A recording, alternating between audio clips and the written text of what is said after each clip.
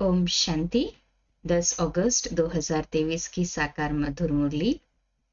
प्यारे पिता सदगुरु शिव बाप हम बच्चों से कहते हैं, मीठे बच्चे, जब तुम बाप की गोद में आते हो तो ये दुनिया ही खत्म हो जाती है। तुम्हारा अगला जन्म नई दुनिया में होता है, इसलिए कहावत है, आप मोए मर गई दुनिया।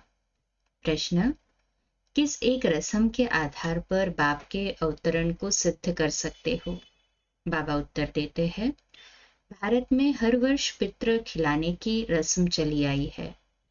किसी ब्राह्मण में आत्मा को बुलाते हैं, फिर उनसे बातें करते हैं, उसकी आश पूछते हैं। अब शरीर तो आता नहीं, आत्मा ही आती है।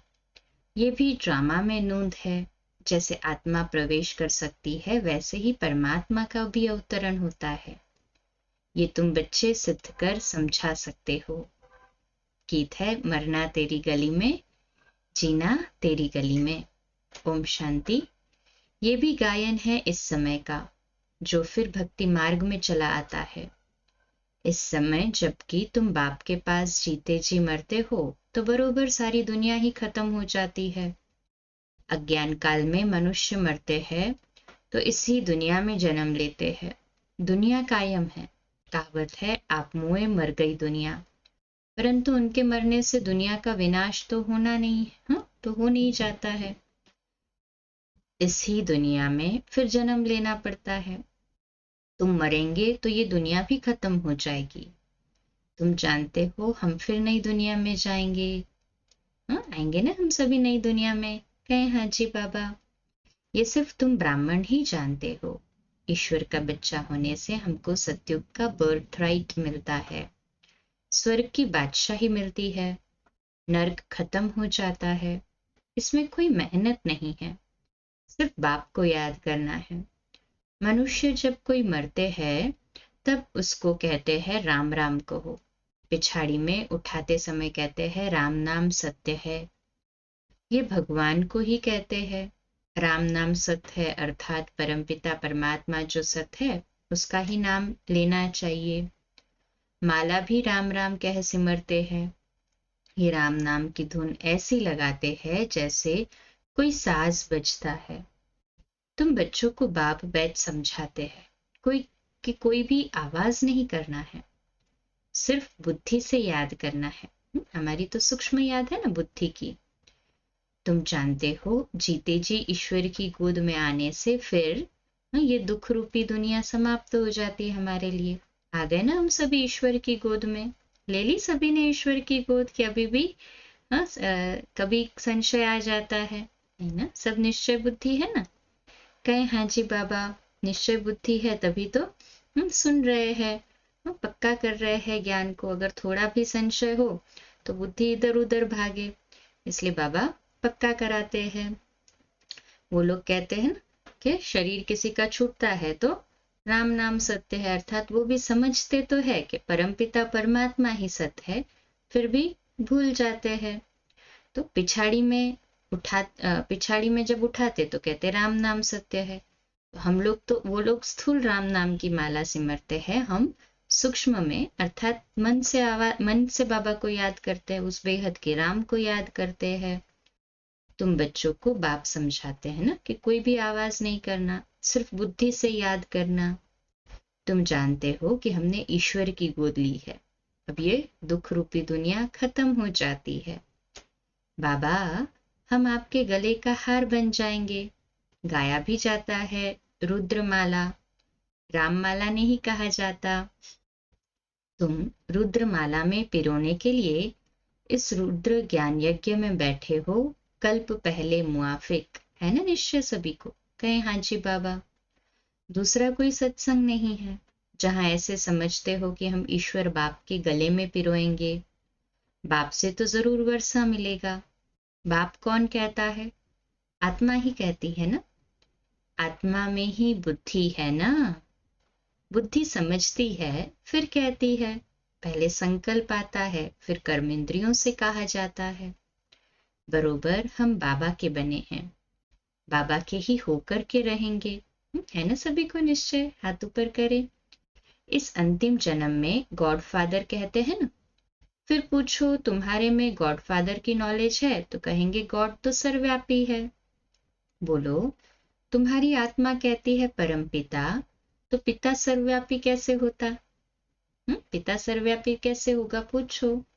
बच्चे मैं बाप का, हाँ बाबा कहते हैं बच्चे में बाप आ गया क्या? बच्चे में बाप कैसे आएगा? अगर सर्वव्यापी हो तो बच्चे में भी हो ना।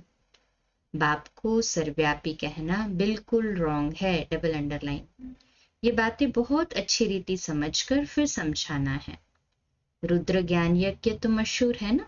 रुद्र है निराकार, श्री कृष्ण तो साकार है। आखिरीन भगवान किसको कहा जाए? श्री कृष्ण को तो नहीं कह सकते। मनुष्य तो बहुत भोले होते हैं, कह देते हैं गॉड इज ओमनी प्रेजेंट। बाप तो अपने घर में ही रहता है और कहाँ रहेगा?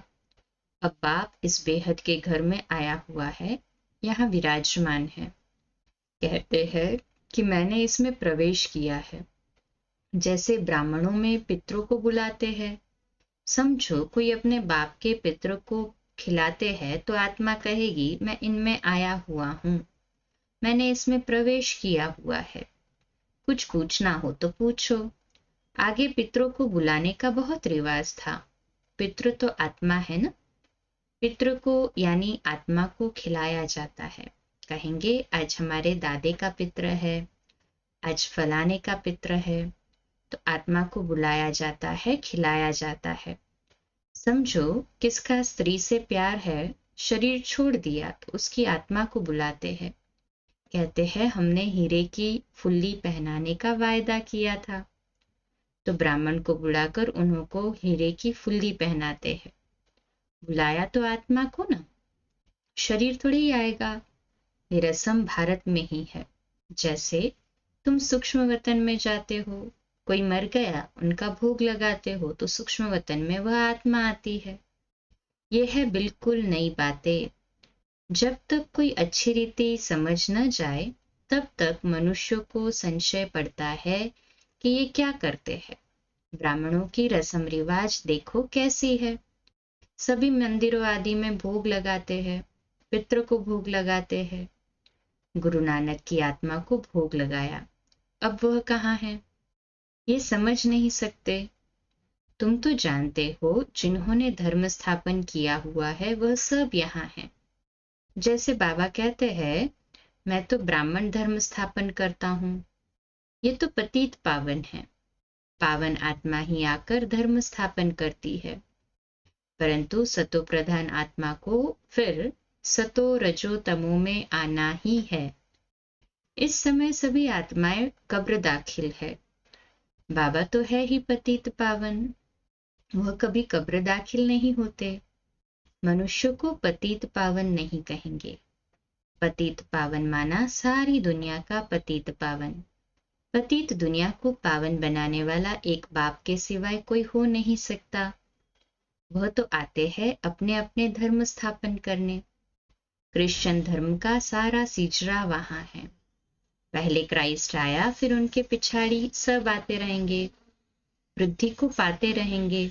वो कोई पतित को पावन नहीं बनाते, नंबरवार उन्हीं की संख्या आती है। पतित पावन तो इस समय चाहिए जबकि सभी कब्र दाखिल हो जाते हैं। सबको पावन बनाने वाला तो वह एक ही है।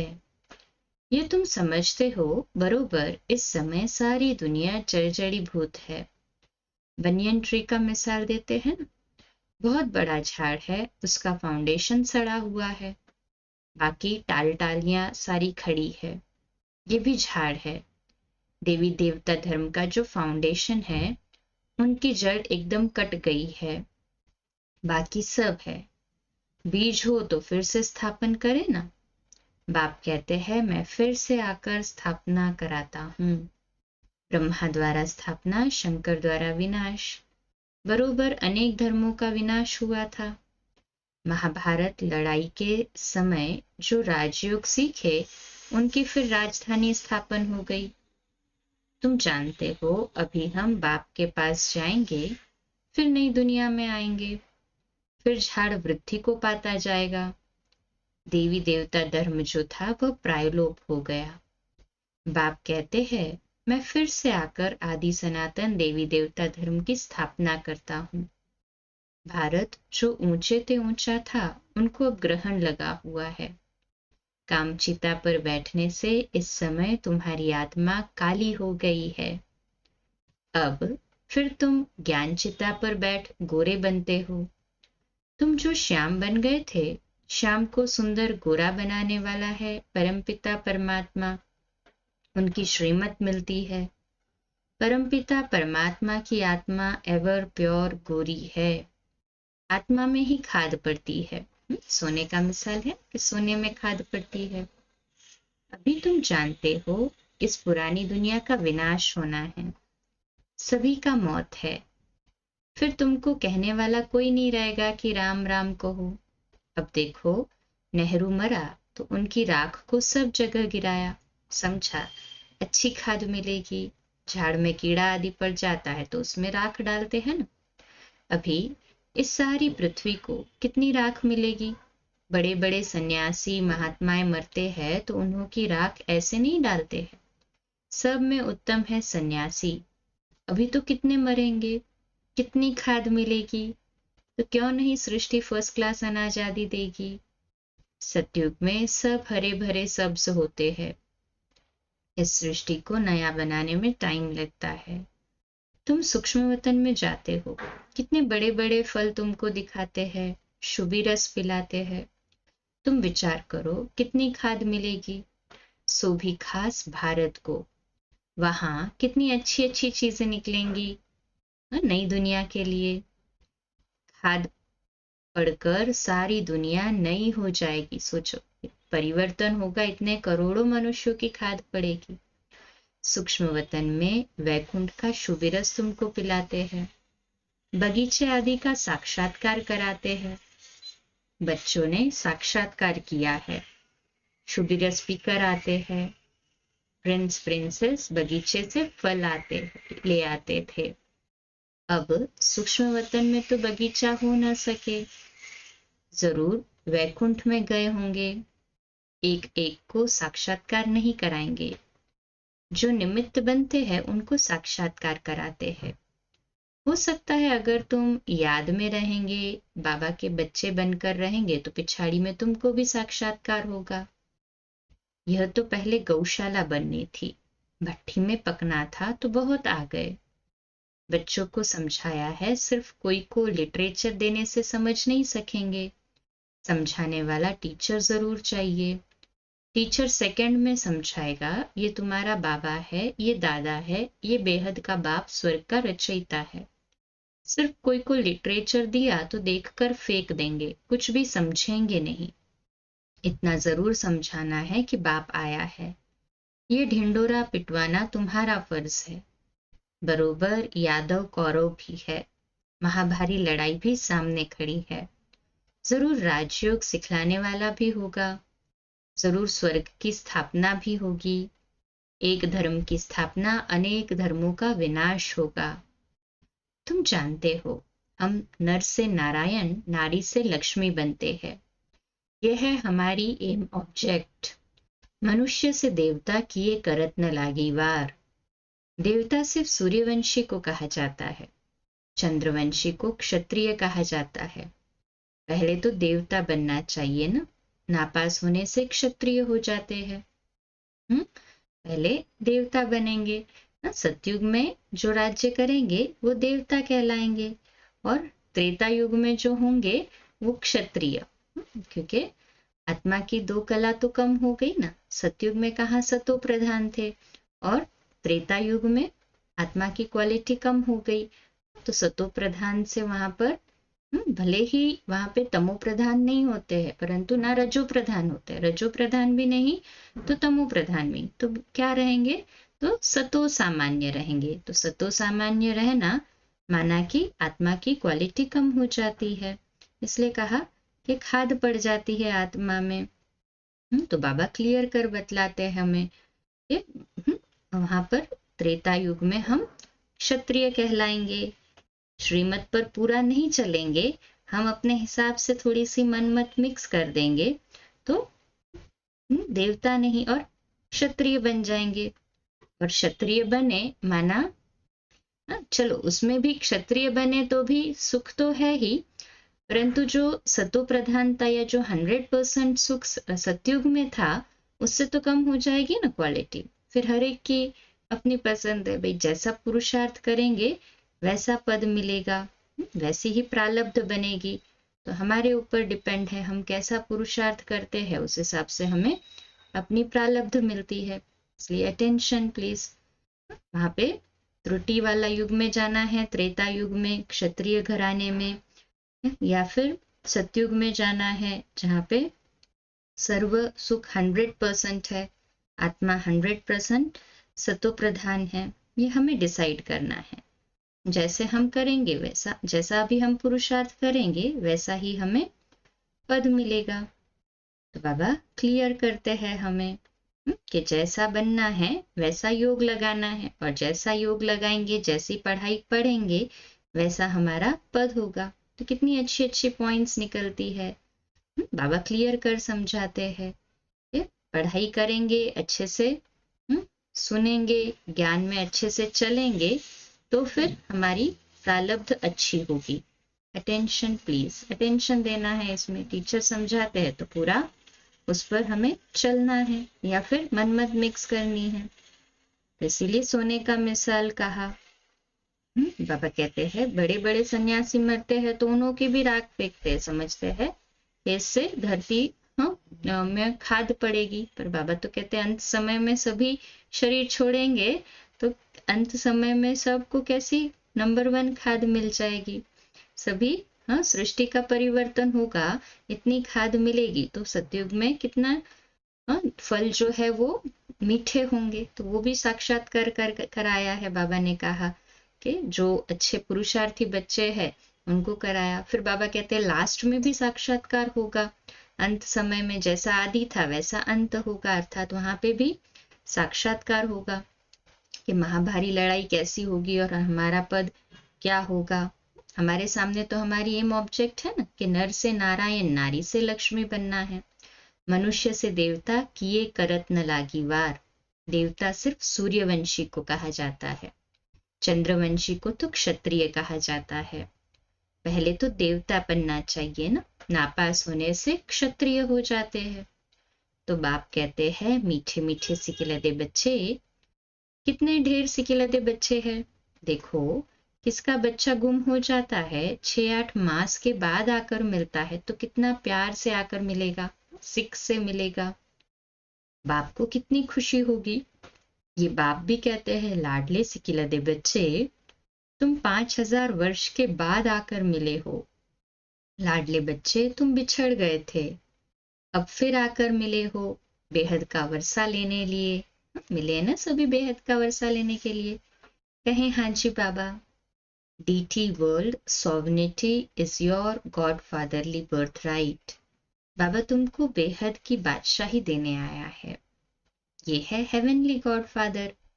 कहते हैं तुम बच्चों के लिए कितनी बड़ी सौगात लाई है, परंतु इतना लायक बनना है, श्रीमत पर चलना है।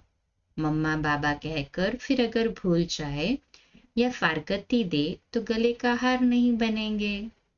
बच्चों को कितना प्यार किया जाता है, बाप बच्चों को सिर पर रखते हैं। बेहद के बाप को कितने बच्चे हैं, बाबा कितना ऊंच माथे पर चढ़ाते हैं। पाँव में जो गिरे हुए हैं उन्हों को माथे पर चढ़ाते हैं। तो कितना खुशी में रहना चाहिए और श्रीमत पर चलना चाहिए। एक की श्रीमत पर चलना है, अपनी मनमत पर चलो तो ये मरा, श्रीमत पर चलेंगे तो श्रेष्ठ से श्रेष्ठ मनुष्य अर्थात देवता बनेंगे। बाबा पूछते हैं कि कितने नंबर में पास होंगे। बाप भी कहते हैं सूर्यवंशी बनो, तो मम्मा बाबा को फॉलो करना पड़े। आप समान स्वदर्शन चक्रधारी बनाना है। शिव बाबा के आगे ले आते हैं तो बाबा पूछते हैं कितनों को आप समान बनाया है। कितने मजे की बातें हैं, तुम ही समझ सकते हो, नया कोई बिल्कुल ही समझ नहीं सकेगा कि ये कोई मनुष्य से देवता बनने की कॉलेज है। कोई को तो 7 रोज में बहुत अच्छा रंग चढ़ जाएगा। कई होते हैं कि 7 दिन का कोर्स करते हैं ना तो भी मस्त रंग चढ़ जाता है। कोई को तो बिल्कुल नहीं चिढ़ता। निश्चय की बात है ना। बहुत मेहनत करनी पड़ती है। पहली पहली बात बच्चों को समझाई कि पहले सबको बोलो कि बेहद के बाप को जानते हो। कहते हैं हाँ, वह मेरे में भी है, सर्वव्यापी है। फिर तो पूछने की दरकार ही नहीं। स्टार्टिंग में ही कपोड़ा हो गया ना। जब बाप कहते हो तो बाप तुम्हारे में व मेरे में कैसे हो सकता है? बाप से तो वर्षा लिया जाता है। मीठे से समझाओ उनको। तो पहले पहले अलफ पर समझाओ। बाप कहते हैं मेरे सिकिलदे बच्चे, ऐसे कोई साधु सन्यासी कह न सके। तुम जानते हो बरोबर हम शिव बाबा के सिकिलदे बच्चे हैं। 5000 वर्ष के बाद फिर आकर मिले हैं स्वर्ग का वर्षा लेने लिए। जानते हो हम ही स्वर्ग के मालिक थे, फिर हम ही बनते हैं। स्वर्ग में जाना जरूर है, फिर पुरुषार्थ अनुसार ऊंच पद पाना है। अच्छा, मीठे मीठे सिकिलदे बच्चों प्रति माता पिता बाप दादा का याद प्यार और गुड मॉर्निंग। रूहानी बाप की रूहानी बच्चों को नमस्ते। हम रूहानी बच्चों की रूहानी माता पिता बाप दादा को याद प्यार गुड मॉर्निंग और नमस्ते। वाह बाबा वाह, शुक्रिया बाबा, शुक्रिया। धारणा के लिए मुख्य सार है पहली पॉइंट, माता पिता को फॉलो कर आप समान बनाने की सेवा करनी है। स्वदर्शन चक्रधारी बनना और बनाना है। दूसरी पॉइंट, बाप के गले का हार बनने के लिए बुद्धि से बाप को याद करना है। आवाज नहीं करनी है, याद की धुन में रहना है। आज का मीठा वरदान है, देह अभिमान के त्याग द्वारा सदा स्वमान में स्थित रहने वाले सम्मानधारी भव। तो आज का स्वमान, मैं सम्मानधारी आत्मा हूं। विश्लेषण, जो बच्चे इस एक जन्म में देह अभिमान का त्याग कर स्वमान में स्थित रहते हैं, उन्हें इस त्याग के रिटर्न में भाग्य विधाता बाप द्वारा सारे कल्प के लिए सम्मानधारी बनने का भाग्य प्राप्त हो जाता है। आधा कल्प प्रजा द्वारा सम्मान प्राप्त होता है, आधा कल्प भक्तों द्वारा सम्मान प्राप्त करते हो। और इस समय संगम पर तो स्वयं भगवान अपने स्वमानधारी बच्चों को सम्मान देते हैं। स्वमान और सम्मान दोनों का आपस में बहुत गहरा संबंध है। स्लोगन है, हर कदम में बाप की ब्राह्मण परिवार की दुआएं लेते रहो, सदा आगे बढ़ते रहेंगे। अच्छा, कम बोलो, धीरे बोलो, मीठा बोलो, सत्य बोलो, सोच समझकर बोलो। निमित्त भाव, निर्माण भाव, निर्मल वाणी। आज का नया दिन आप सभी को मुबारक हो, मुबारक हो, मुबारक हो। शुभ दिवस। आज रात्रि क्लास 8:45 बजे, कल सुबह अमृत वेला मेडिटेशन 3:30 से 4:30 और मुरली क्लास सुबह 4:45 बजे। ओम शांति।